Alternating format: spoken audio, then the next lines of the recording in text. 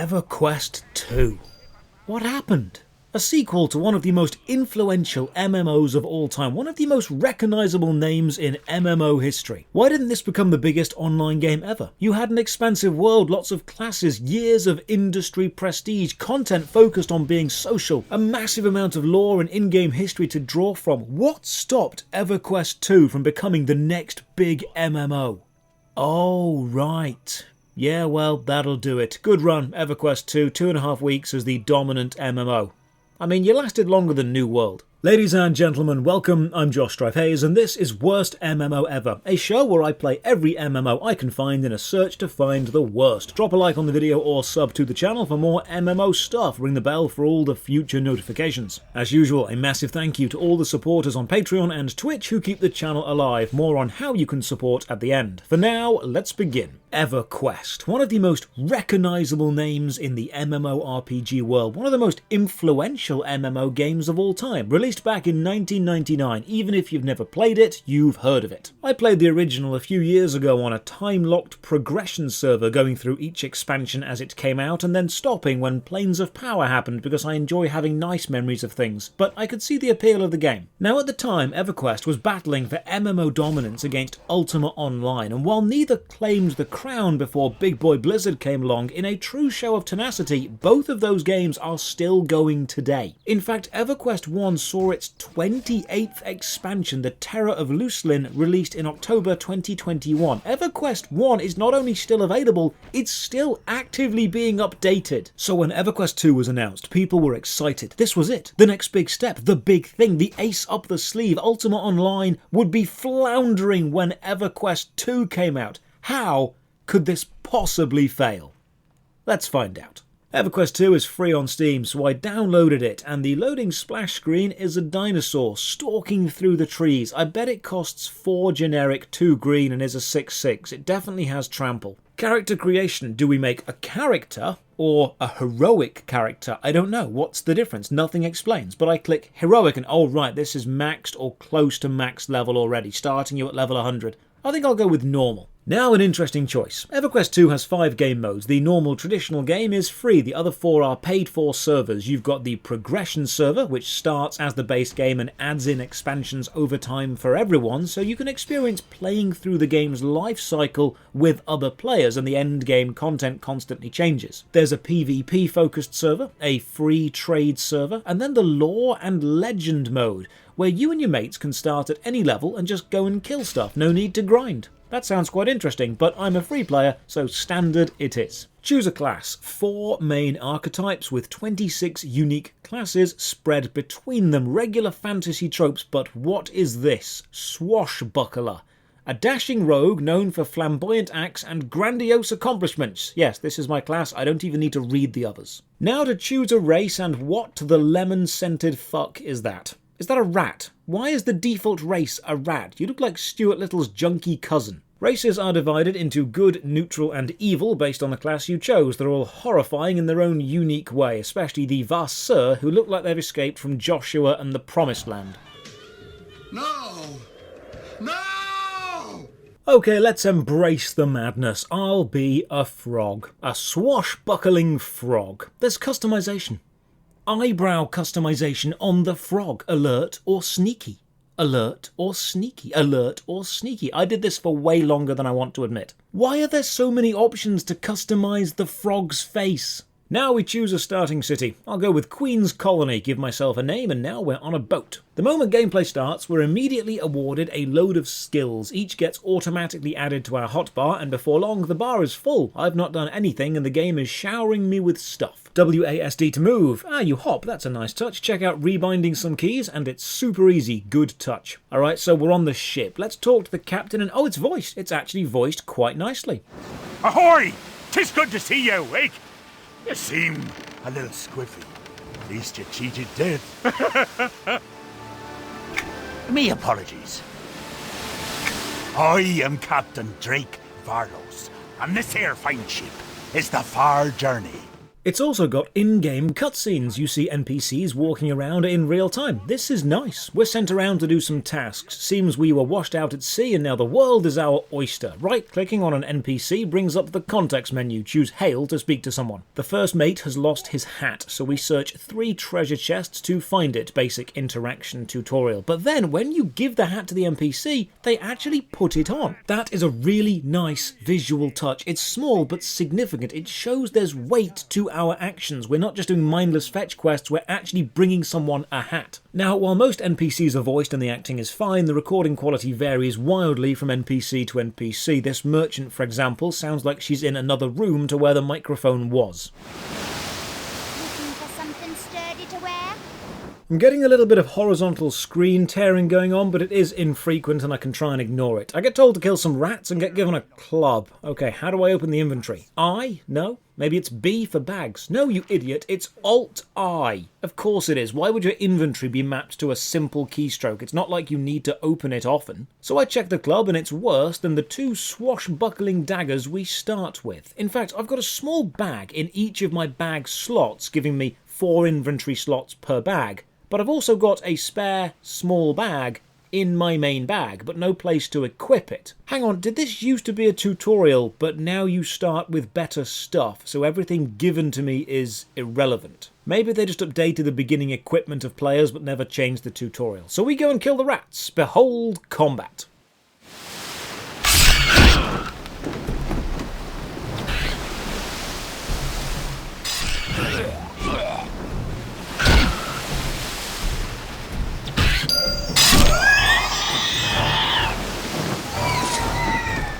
Combat's fine. Standard tab target, auto attack, use, skills, fair. It's slow. Auto attack has a several second gap between the hits, but thankfully you have got a lot of skills on the hotbar. Most are just some variation of do more damage. Unfortunately for me, some need me to be behind the enemy, but as I'm playing solo, the enemies lock onto you and follow you, so it's kinda hard to flank them. And now a Drakota attacks the ship, in a sequence I actually really like. One small annoyance, EverQuest can't name things traditional fantasy names. They can't just say dragon, they had to say Drakota. In this sequence, you return to the captain, then you see a flying beast appear, it sets fire to the boxes and the cargo catches light, and then it flies off, all in-game. This was a really nice set piece. However, it does free a goblin, which we need to go and kill, and then we arrive at the colony. Jay opens the journal. It's fine. Organises quests by level or area, recaps all NPC conversations, has a checklist of steps to complete for whatever quest we are on, and the minimap guides us to the next objective. Red books are the quest steps, feathers above NPC heads are quest givers. So far this is nice. Chat to this dude and get told I should help the colony, but I need to learn the basics of combat and stuff, so hang on, is this another tutorial? Didn't we just do that?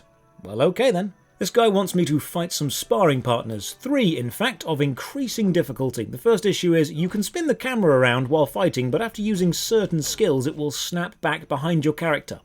Why? If I'm moving the camera, I'm doing it for a cinematic or a tactical view. Please stop resetting yourself. Oh, here's a lovely touch. If you open the world map and hover over an icon, not only does it say the icon's name or the NPC's name, but then in brackets after, there's a short description of what that place is or what that NPC does. That is great. There is no confusion for new players. Next up, we go and kill some goblins to the west. I use an AoE attack and accidentally aggro Bambi, so after slaughtering a small army of goblins and 1 very unlucky deer, I'm sent to find some missing soldiers. Okay, honestly, this isn't bad. The music is fine, the voiceover is decent, the controls are good. I increased the graphical quality to max and it's running smooth as butter. So far, EverQuest 2 is definitely both an above-average MMO and an above-average new player experience. Yeah, they've skipped a few steps such as explaining skills, and the fact that the items I get are worse than what I started with means that clearly no one has replayed or polished this section in a couple of years, but it's serviceable. So I wonder how many people are playing on Steam right now.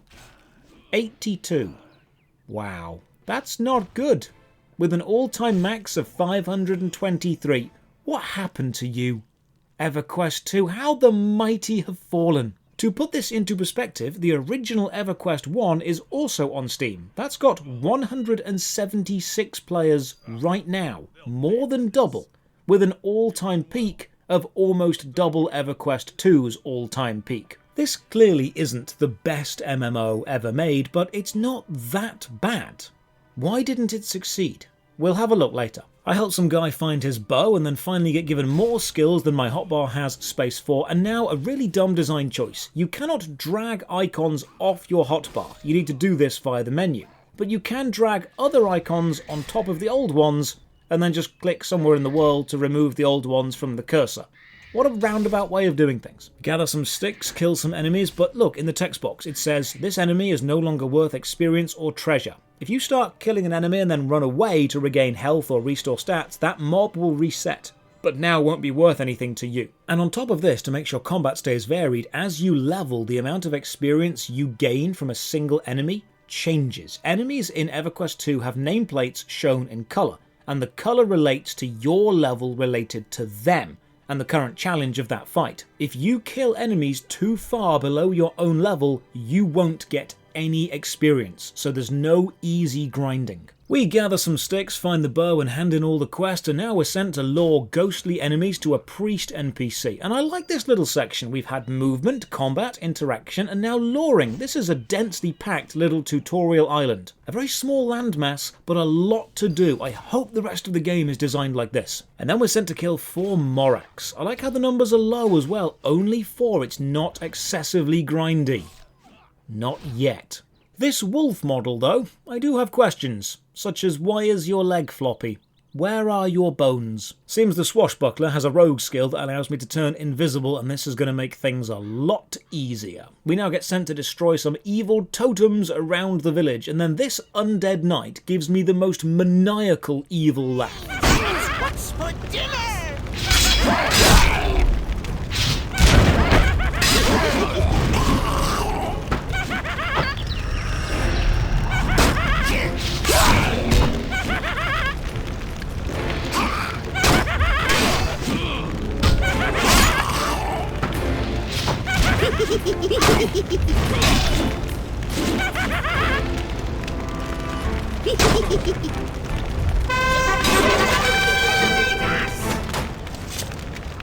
That's like a possessed clown mini-boss level laugh, but you have used it on a basic tutorial enemy, and I respect that. We're told to find the fog and kill the Darkblade Master. I like that they've used an environmental effect as a direction in the map. It means you actually look at the world. The combat may be slower paced, more tactical. Again, it's tough solo because most of my attacks need me to be flanking to work, but with only me you can't flank. I'm pretty much a support DPS with no one to support. Thankfully, I have discovered what I think is a bit of a glitch. Even though you're in combat, you can go into stealth mode. Now, you'll drop out of stealth mode almost instantly, but it's the almost that matters, because if you spam your stealth attacks in that almost split second, you do all of them.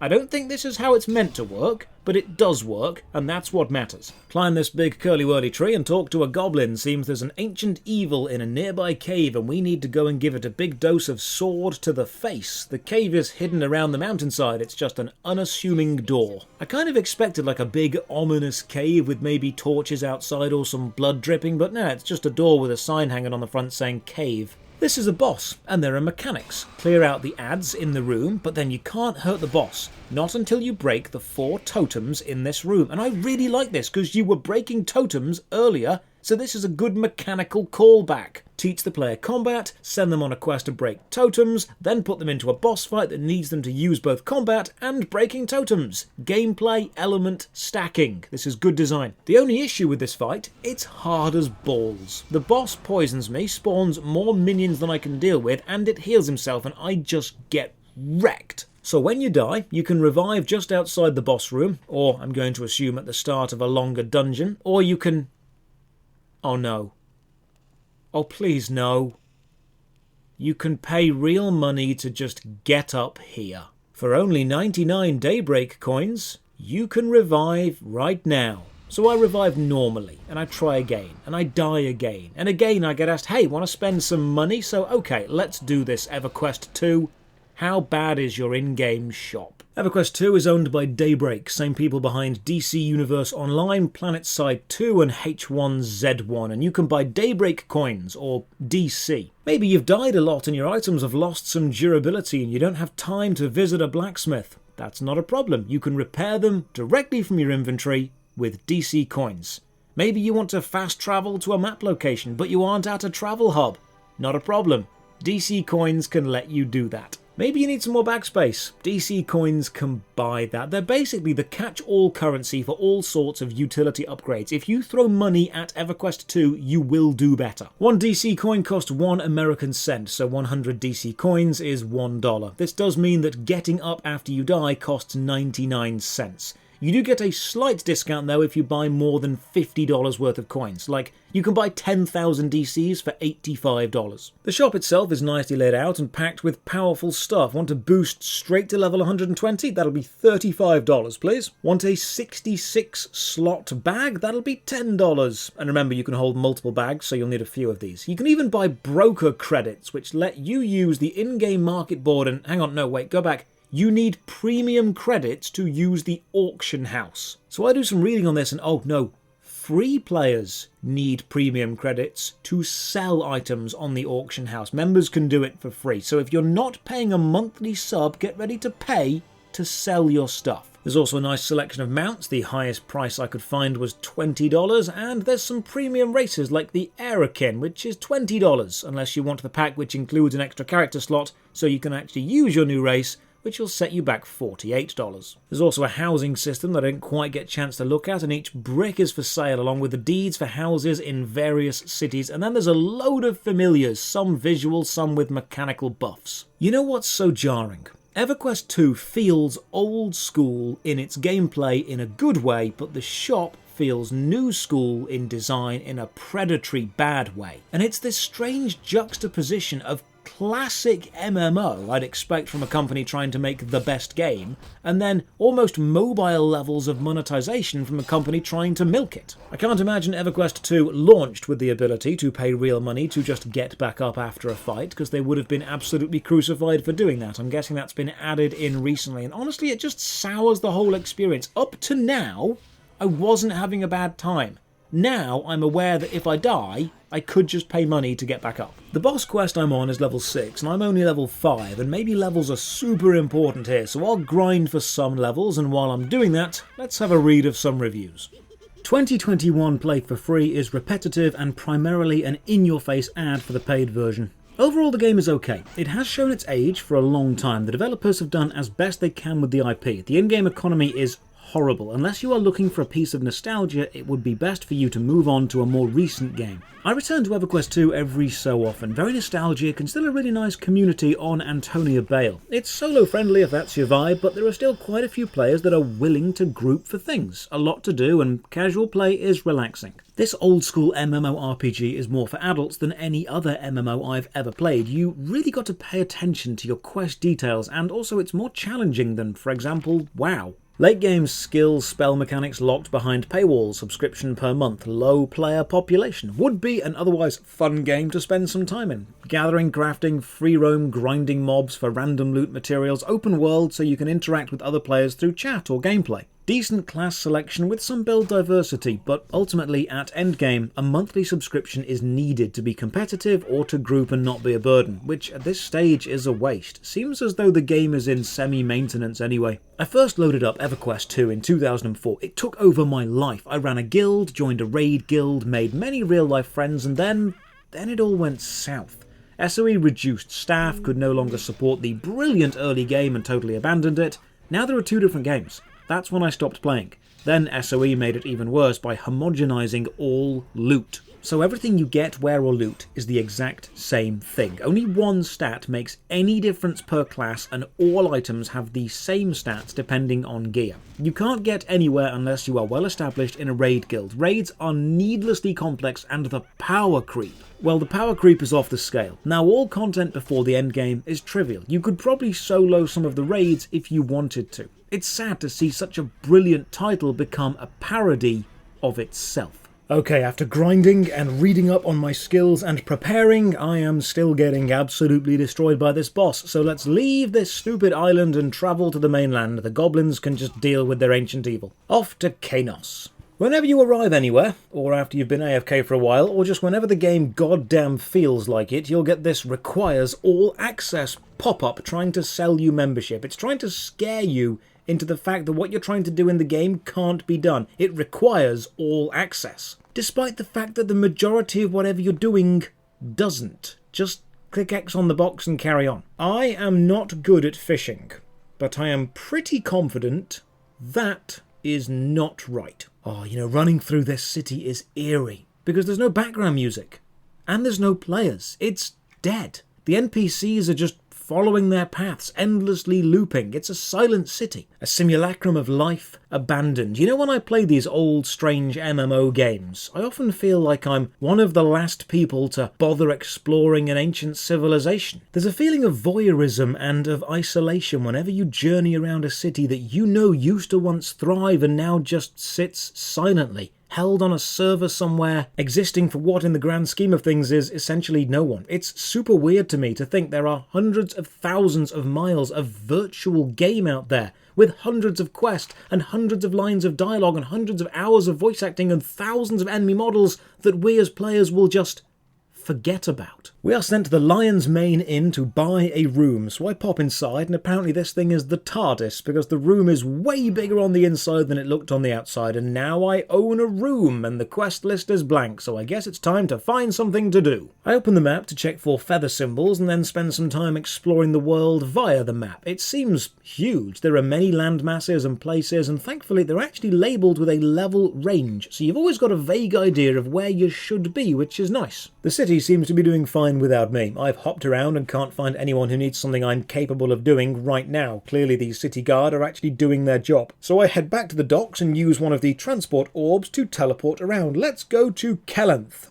It's a mushroom land, and a local fairy shouts, "I need your help." Fantastic, I am needed. They ask me to go and kill shumblers, which is a great word. It sounds like some kind of tropical disease you'd get in the middle of a rainforest somewhere. You'd come back from your holiday with the shumbles. And thankfully the map has highlighted itself to show where I can find shumblers. That's great design. General area means I'm in the right place. The only issue is I'm out of the level range, so this gets me no experience. But quests are chains, so you need to finish the low-level stuff to reach the higher-level stuff, which means if you finish one quest chain, and you level up, and then you go and start another quest chain, the start of that chain is essentially, for you, pointless. Quick design choice, please make lower-level quest enemies give some experience, not a lot, just some. Progress, however slow it may be, always feels better than no progress. I finally got some items that I think are better than my starting stuff, but I don't know if attributes or mitigation matters more, but I'm not spending too much time worrying about it because I'm a swashbuckling frog. This probably isn't a meta build. After talking to the fairies and discovering they are at war with an assortment of flora and fauna, we fight past some wasps to claim a basket. How many drugs were you on, writers, when you made this area? I feel like I'm back in second-hand lands. We throw a vial of smoke down to clear out the wasps. I let the fairies know that I am helping and then get told to climb a tree. So I assume they mean like platforming, run around, jump from branch to branch, make my way up manually, but no, it's an actual climbing mechanic. You just run at a wall. Cool. The first thing I do when reaching the top, obviously, is jump off to see if there is fall damage. There is. Now we're sent to kill some goblins, and in a really nice touch, if the goblins talk, because you don't speak goblin, the speech bubbles above the goblins' heads are full of random symbols. That's a lovely little lore touch. Oh, hang on, it's not goblin, it's Grobin. They've done it again. EverQuest just cannot use standard accepted fantasy names for things. It has to make everything unique and different. It's like a badly written young adult fantasy novel series where the author uses far too many apostrophes in the middles of names and far too many hyphens in the middle of places to make everything seem extra mystical. After killing a load of not goblins, we have to go and kill some not goblin polluters, and now it's getting grindy. Remember earlier when I said there's not much grind? I was wrong. They've just hidden it a few hours into the game. And now I need to go and collect 6 mushrooms. I need to throw some items away though because there's not much room in my bags.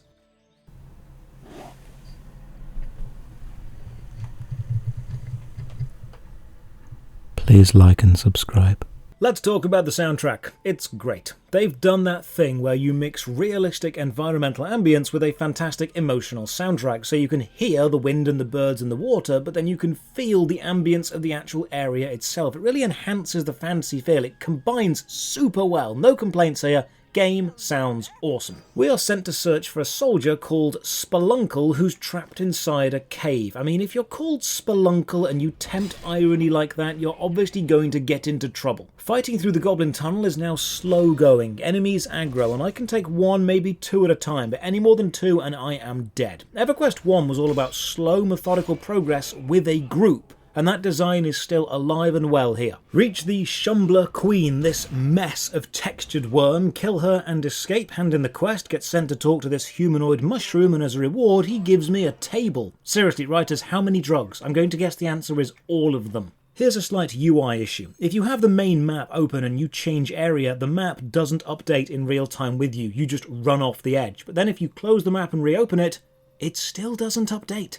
It takes the map a few minutes to figure out where you are unless you manually change it back to current area from the drop-down menu. Thankfully, there is a nice little built-in guide. Clicking on an NPC or a location icon on the map will draw a floating trail in the air and you can follow it to get there. Now, some people have said systems like this kill immersion, but the alternative for a new player is to have the wiki constantly open and leave the game to read directions, and that kills immersion more in my opinion. The less you need a player to keep the wiki open, the better. It seems these mushroom people are having some ecological problems in the cave, so I need to go and catch some shumblers and then release them into other parts of the cave. I get into a fight and die, and then I respawn. Oh god, I'm back at the fairy village. This is so far away. Okay, you know what? I'm done with Mushroom Land. What else you got, EverQuest 2? Thankfully, the teleport home spell works, and I can travel wherever from the docks. Let's try the ice area. You know, the scale of the world, both of the land masses themselves and the height of the individual playable area, is impressive. Stuff is big. There's just one small issue.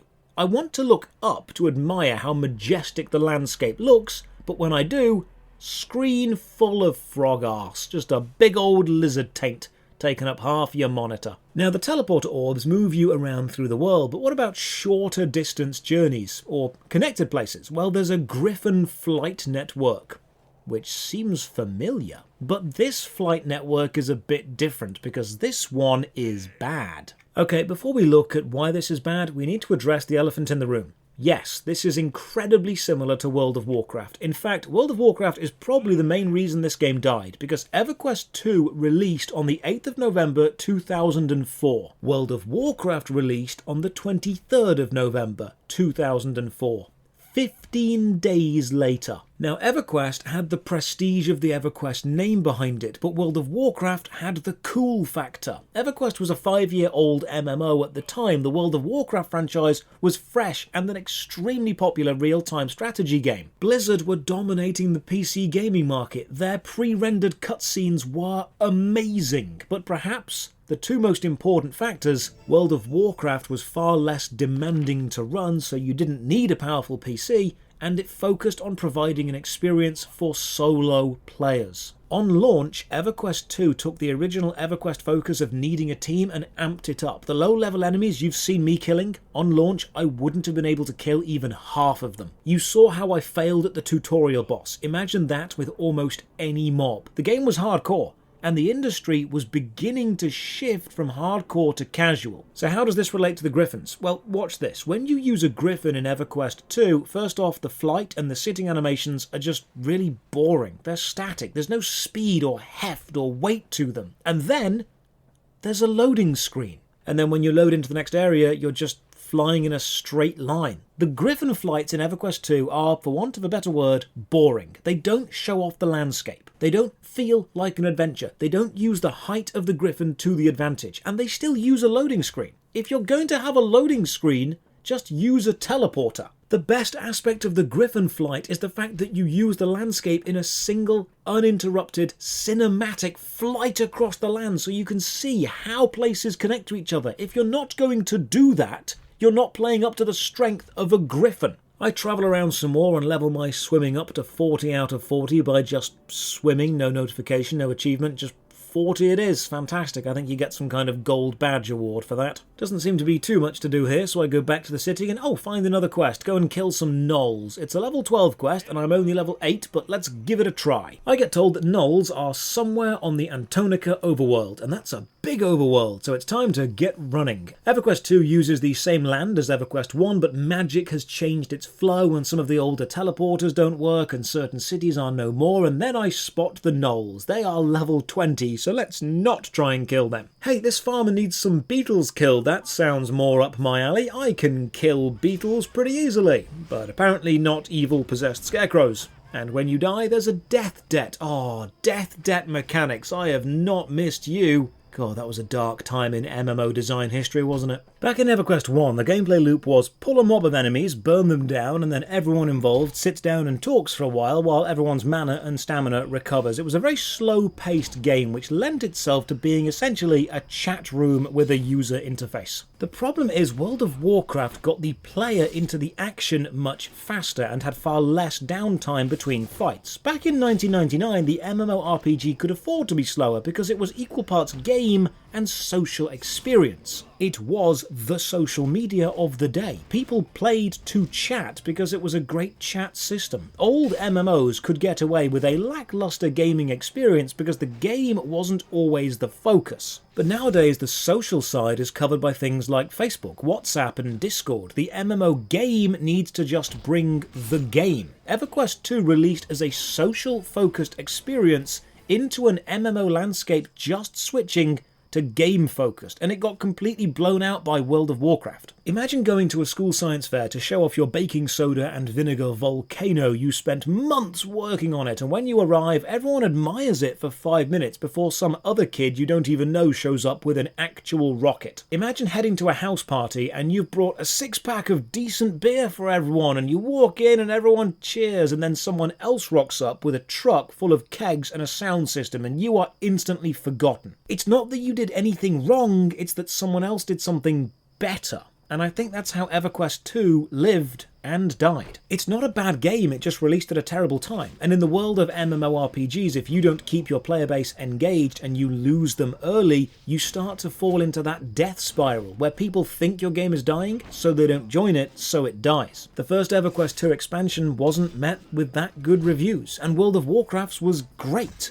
Now, the rivalry between EverQuest 1 and Ultima lasted for years and there was no winner, and this is because the games themselves were different and you actually had a hard time directly comparing them, and that played in both games' favour. EverQuest 1 players could point to something they don't like in Ultima Online and say, I don't like that, and Ultima players could do the same. They were different games, both graphically and gameplay-wise. That's why there wasn't a winner. You couldn't compare them because they were aiming at different demographics. The stark contrast and differences in the game means even though they were both MMORPGs, you were essentially comparing apples to oranges. But when World of Warcraft and EverQuest 2 released, you were now comparing apples to different, better apples. EverQuest 2 and World of Warcraft were competing for the same demographic. They had a hell of a lot of similarities. They played remarkably similar, and World of Warcraft just did it better. The overworld in EverQuest 2 is indeed huge, but it's also sparse. It's not densely packed with adventure like the tutorial island was. There's no point having a huge world unless there's stuff in it, and the more you play, the more you miss the small quality of life touches that other MMOs have. A quest tracker or map markers for non-started quests, bags all condensed into one big bag. I travel back to the city and try and find some quests for my level because I'm getting wrecked again, and by now I'm just feeling lonely. The game isn't badly made, but progress is repetitive and slow, and that would be fine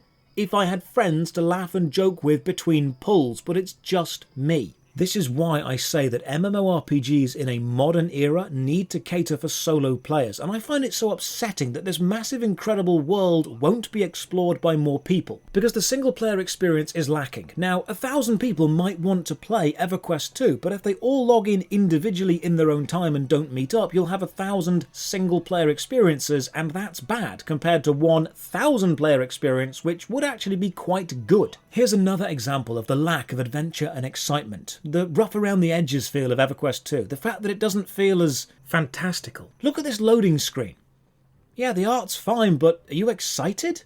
It doesn't make me feel adventurous or thrilled. It doesn't make me feel anything, really. Yeah, it's a nice drawing of a weapon, but when you compare it to a loading screen like this, one of them is full of fantasy and adventure. The other isn't. Okay, here we go. Found a new area. Loads of quests here, so I accept them all and I go and kill some turtles. Unfortunately, this means noticing the reflection issues in the water. Some camera angles just cause reflections to jump around and jerk all over the place. Don't know why. I accidentally aggro 2 Temple Guardians and die. By now, I am realising my progress through EverQuest 2 will be inch by inch, enemy by enemy. I will pull, kill, wait, walk, repeat. There is a lot of game here, but it needs you to either be over-leveled or in a team. I feel EverQuest 2 is a perfect example of how you can do so many things right, but then circumstance and bad timing can just break all of your plans. It was a social-focused MMO with decent combat, nice build variety, an incredibly famous name behind it, and a player base eager for the next big thing, but it released against World of Warcraft. EverQuest 2 didn't fail because it was bad, it failed because it released at the exact same time of something remarkably similar to it that was just